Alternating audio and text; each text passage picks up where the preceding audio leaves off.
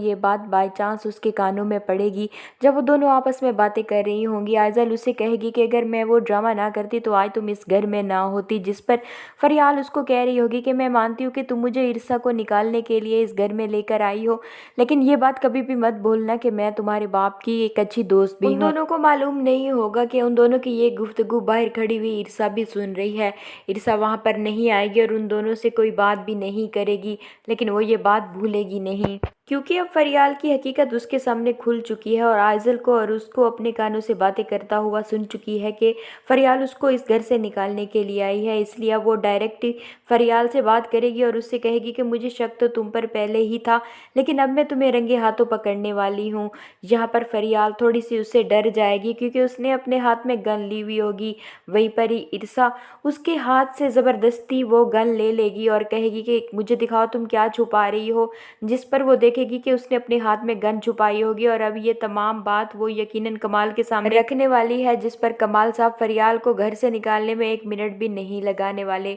वहीं पर ही जब उन पर आइज़ल की हकीकत खुलेगी, लेकिन वो इस बात का यकीन बिल्कुल भी नहीं करेंगे। इधर दूसरी तरफ ईर्षा आइज़ल को ये समझाने की कोशिश करेगी कि वो शख्स सिर्फ और सिर्फ धोखा दे रहा है उसको, जिस पर आइज़ल ये समझ रही होगी कि शायद ईर्षा अपना कोई ना कोई बदला उतारना चाहती है, क्योंकि उन दोनों की हकीकत अब ईर्षा के सामने आ चुकी है। तो इस ईर्षा इसीलिए अब बदला उतारने के लिए ऐसी बातें कर रही है। इधर दूसरी तरफ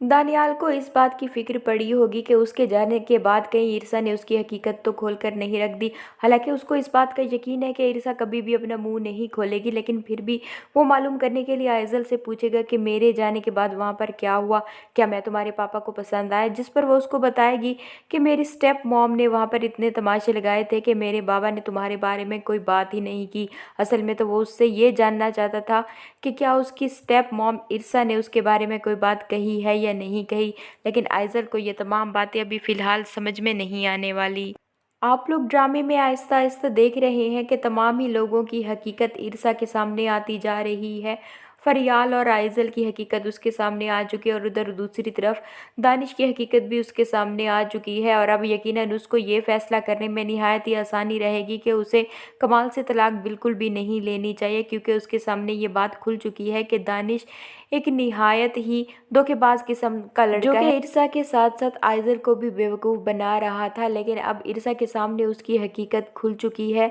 तो अब वो कमाल से तलाक बिल्कुल भी नहीं लेने वाली। वो बानो को ये सारी बातें